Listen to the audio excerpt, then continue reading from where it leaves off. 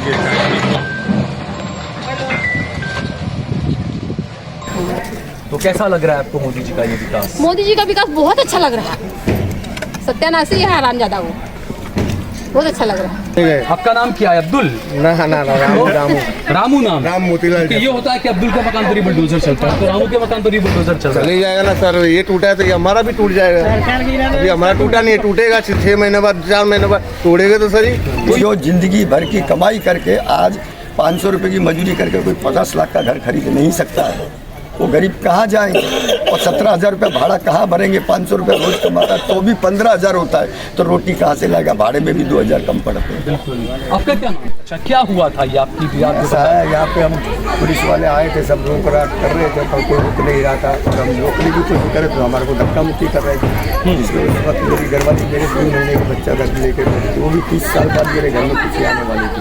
30 साल बाद आपके घर में खुशी आने वाली थी? वो ऐसे धक्का मुक्की में मतलब उसको थोड़ा धक्का लगा, वो गिर गई, तो उसके बाद किसे जिम्मेदार मानते हैं आप उसके लिए? अब मैं किसको कैसे, तो 50 भीड़ में पुलिस वाले भी थे, सरकारी म्यूनसिपालिटी वाले भी थे, सरकार बीजेपी के कार्यकर्ता भी बहुत ऐसे काफ़ी लोग थे जो मेरी 30 साल की खुशी को खा गए। मकान तो खाया मेरे घर की 30 साल की खुशी को भी खा गए, वो मुझे 30 साल बाद एक उल्लास की खुशी आने वाली थी, उसको भी निकल गए वो लोग। खुशी तो छीनी और गम भी दे दिया, मकान गम भी दे दिया, और जिंदगी मेरे माँ बापों ने बना के जाने कैसे बना के, और मैं कैंसर का मरीज हूँ, मैं अपना इलाज करता, जो अभी मेरी बात करे जो मेरी मम्मी है, ये मेरी माँ है जिसकी उम्र 70 साल यहाँ पे गुजर के निकल गई। मेरा जन्म इस जगह का, मेरी उम्र आज 55 साल है। अब कैंसर के मरीज हैं? कैंसर का मरीज और कमाता हूँ नहीं, माँ की पेंशन आ रही है, इस पर जी चल रहा है। अभी मकान नहीं टूट गया तो मेरे पास कोई रहने को जगह भी नहीं है, जब माँ खत्म हो जाएगी तो आपको वैकल्पिक व्यवस्था देने का बोला है कि आपको मकान देंगे या कुछ देने को तो बोला है, देने को तो बोला, मगर कोई आशा दिख नहीं रही है, कुछ दिखाई दे रहा है।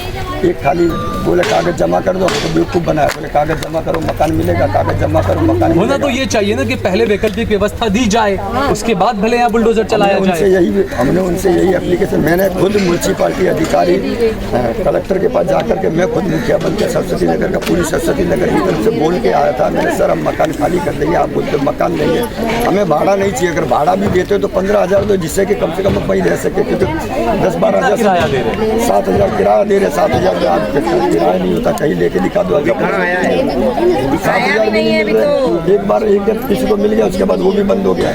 अब ये जो मोदी स्टेडियम में पीछे कल अमित शाह ने 2 दिन पहले एक बयान दिया था कि हम अहमदाबाद को स्पोर्ट्स की राजधानी बनाएंगे, स्पोर्ट्स कैपिटल बनाएंगे, तो ये ऐसा करके बनाएंगे। आप देखिए इस तरीके से गरीबों के आशाओं को उजाड़ा जाएगा और आपको विकास दिखाया जाएगा। ये गरीब कहाँ जाएंगे? कोई कैंसर का मरीज है, कोई 80 साल की बुजुर्ग महिला है।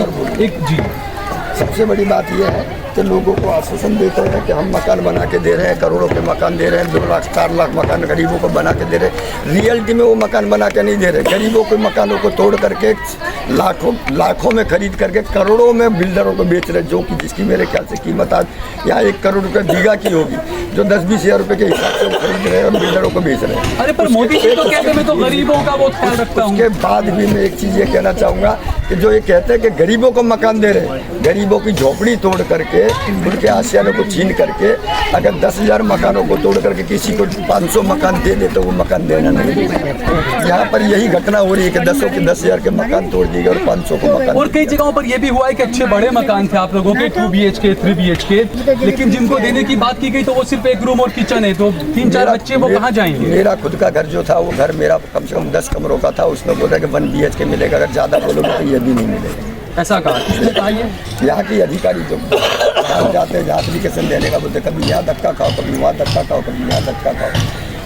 अब क्या कर सकते जिंदगी में? सरकार से लड़ नहीं सकते, क्योंकि सरकार तो सरकार अपनी मनमानी कर। ये गरीब बस्ती या गरीब के कितने भी लोग हों, सारी इकट्ठी होकर के भी सरकार से कैसे लड़ देगी ये बता। जैसे मुंबई में वहाँ पर सरकार ने एक क्राइटेरिया बना रखा है कि किसी का भी मकान चाहे छोटी खोली हो, चाहे 1 BHK हो, 2 BHK हो, तो उसको 250 वार का, 300 वार का, ऐसा वहाँ पर उन लोगों ने कर रखा है कि इतना मिलना ही चाहिए। गुजरात में भी होना चाहिए। ऐसा कुछ नहीं है। मेरा रियल तो मैं ये कहता हूँ कि आज मैं किसी के बेचारे का घर में 1 रूम रसोड़ा लेटरिन बाथरूम, अगर उसमें 15 जन रह रहे हैं, अब फ्लैट में अगर 1 रूम रसोड़ा देते हैं तो 15 जन उसमें रह नहीं पाएंगे। बस्ती में तो 1 लोग उठले पर सो जाते हैं, बस्ती में एक दूसरे के साथ बन जाते हैं। फ्लैटों के अंदर कौन कहाँ सो पाएगा?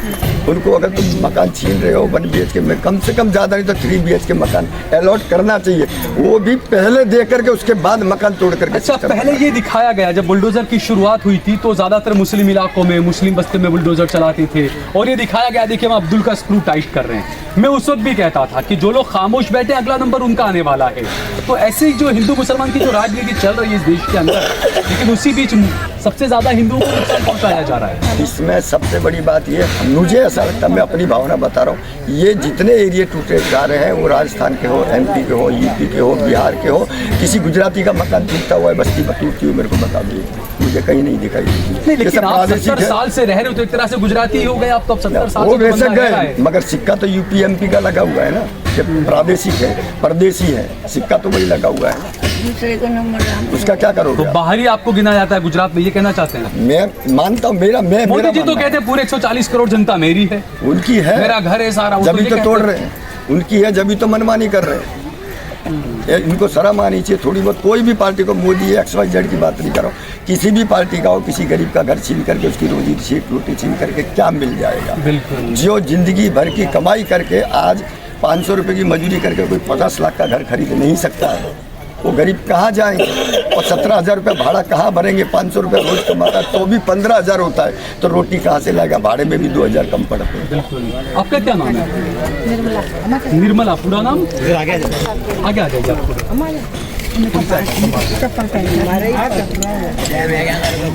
जी, क्या करती हैं आप? सिलाई काम करती हैं। आपके हस्बैंड क्या करते हैं? नहीं है, हस्बैंड नहीं है आपके, तो आपका मकान कहाँ था? यहीं पे तोड़ दिया आपका मकान भी? आपका मकान भी तोड़ दिया, तो आपका घर कैसे, कितने बच्चे हैं आपके? क्या करते हैं?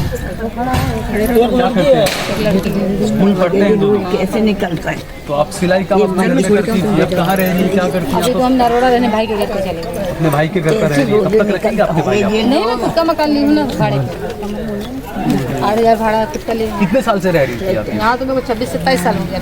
और उससे पहले आपके हस्बैंड वगैरह वो लोग? वो भी थे, नहीं, वो पहले से यहाँ पे रह रहे थे। पहले से मैंने खरीदा था, हमारे ससुर रिटायरमेंट हुए ना तो उन्होंने हमको मकान खरीद के दिया।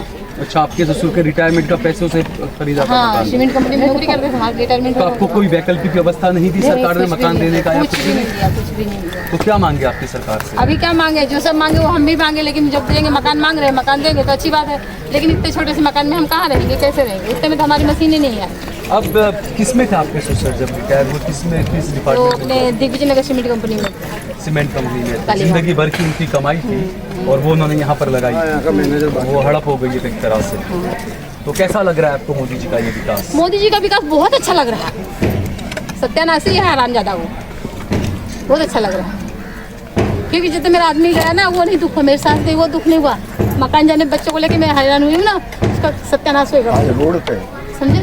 4 दिन मंदिर में बच्चों को लेकर भूखी प्यासी बैठी थी। 4 दिन तक? हाँ, तो उसका कैसा होएगा? अच्छा होएगा? कभी नहीं अच्छा होएगा। उसके जो मतलब 7 पीढ़ी होंगे ना, वो भी अगले जन्म में भीख मांगेंगे।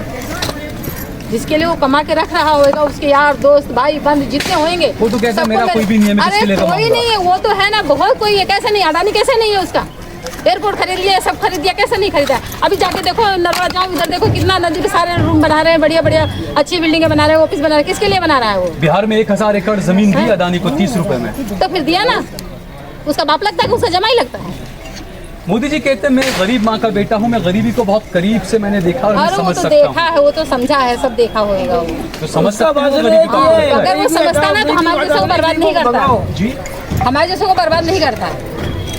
अगर वो समझता होता ना गरीबों को कौन समझता है? जिसके ऊपर गरीबी होगी वो समझेगा, वो लोग क्या समझेंगे?